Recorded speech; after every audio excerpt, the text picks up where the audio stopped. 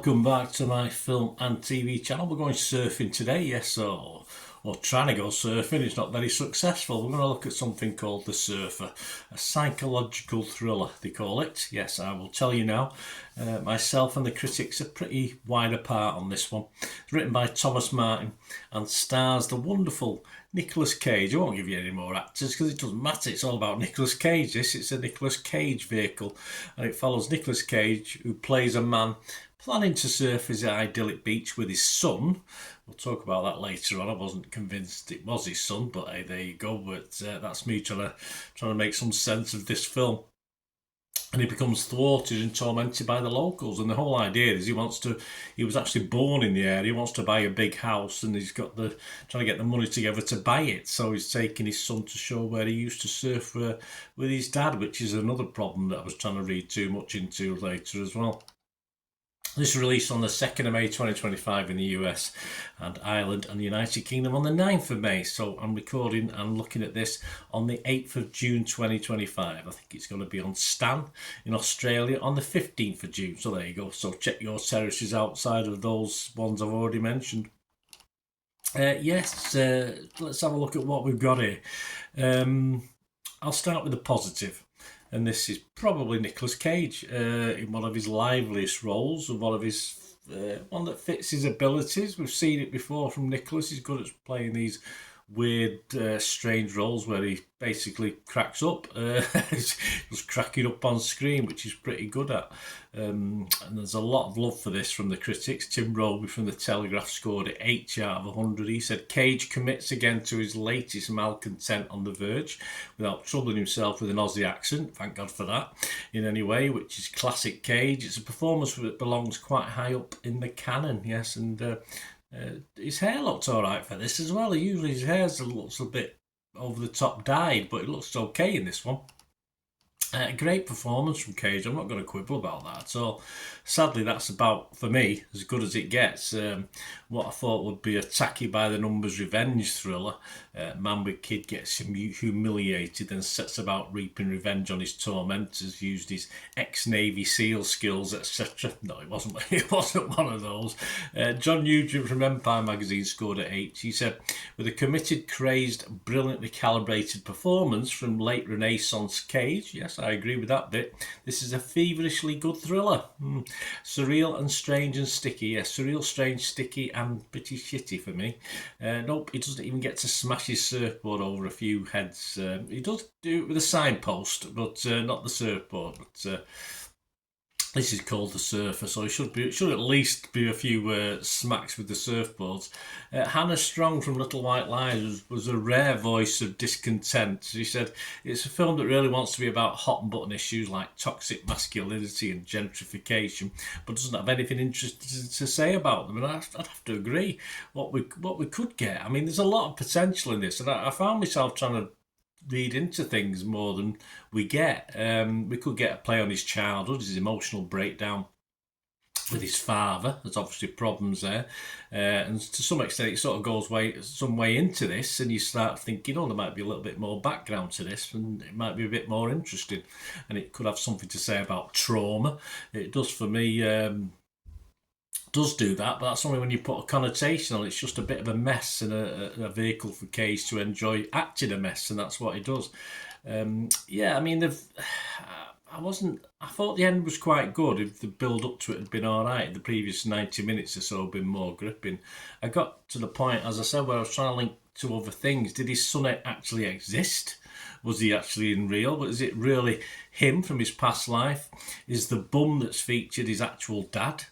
From looking back as playing back in his mind, is he reliving a memory that may have sort of legs as a story, and it be a bit more of an interesting watch? But sadly, it just isn't that clever. I don't think it's just silly. It's just daft. I'm giving it far more credit than it deserved as I'm watching it, just to keep interested in the thing itself. I mean, it's another Australian-based film like Wolf Creek, perhaps, that doesn't do the country any favours. It doesn't bother me one bit. I'm not bothered about that. But poor Australia suffers again.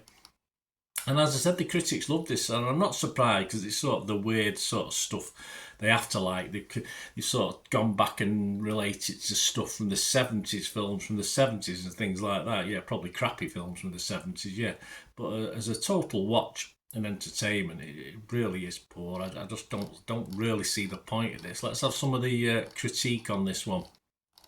Rotten Tomatoes, yes, 6.8 out of 10, 158 critics, 136 fresh, just 22 rotten. And the consensus, Nicolas Cage expertly rides the waves of toxic masculinity in this sand-filled arena of torment. Yes, again, nothing wrong with Nicolas. If you like Nicolas Cage, I quite enjoyed watching him crack up in this. I did enjoy it, per se.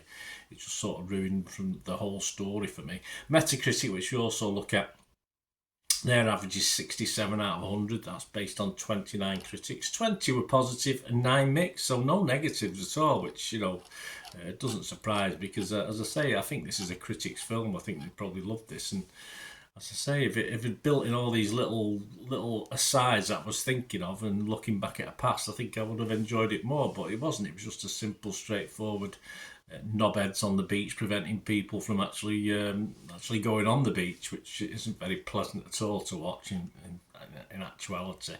About the users, well, the users are a bit mixed on it. Still not totally negative as I am, unfortunately. Rotten Tomato users just 2.9 out of 5, so not fantastic. Rotten Internet Movie Database, yeah, 4,200 scores and reviews as I'm recording this, and it's getting an average of 6.3, so it's doing okay. Personally, as I said, I think it had legs on a flashback to a guy's early memories and trying to, he's cracking up and basically remembering what his dad got up to and sort of a relationship to that. But it isn't. It's just a simple guy who's normal, quite normal, obviously slowly breaking down, but obviously he broke down very quickly, which might be as a result of what happened with his dad all those years ago, but that doesn't really come across in this. So yeah, I didn't like this at all. I'm going to give it, I was rotten on Rotten Tomatoes, I was negative on Metacritic.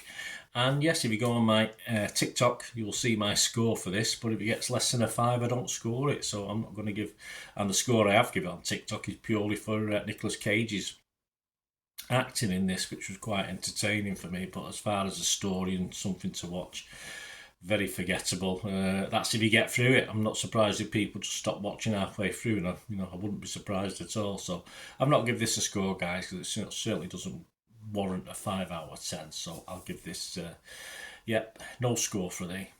Let me know what you think, guys. Anyway, if you're a critic and you love it, I can fully understand it. As I say, it's a critic's film. It's not really a Joe Public film for me, but a few people are liking it, and I think mainly because of Nicolas Cage, and I can appreciate that. Let me know what you think, guys. Anyway, it'd be great to have your views, please. If you do like what I try and do on the channel, usually a bit more positive on films and series, yeah, if you can just stay watching and listening for 45 seconds to a minute, there are ways of helping us out going forward as a channel as well, and that'd be fantastic if you can do so. So yeah, I'll see you soon. To help me out, guys, if you watch the ads, if the ads on this YouTube ads, that helps in a very little way, but it all helps. Watch the pennies and pounds look after themselves, they say, don't they? Or the pennies or the 10p's look after themselves. But if you watch the ads or follow the links on the ads as well, that's always a nice way to support the channel. If you sort of hang on for it, I've done that. I watched other people's and followed the ads, just something I fancied, which does happen from time to time. Of course, you can support me by pushing that subscribe button as mentioned earlier, and that, of course, pressing the button so you know when these vlogs are coming out. And of course, I'm always interested in your opinions, and of course, if you can give us a like, that'd be wonderful as well. So thanks for watching, guys. Hopefully I'll join you very, very soon with something else. Until we meet again, I'll never ask one thing, don't I? Please stay safe, everyone. Bye for now.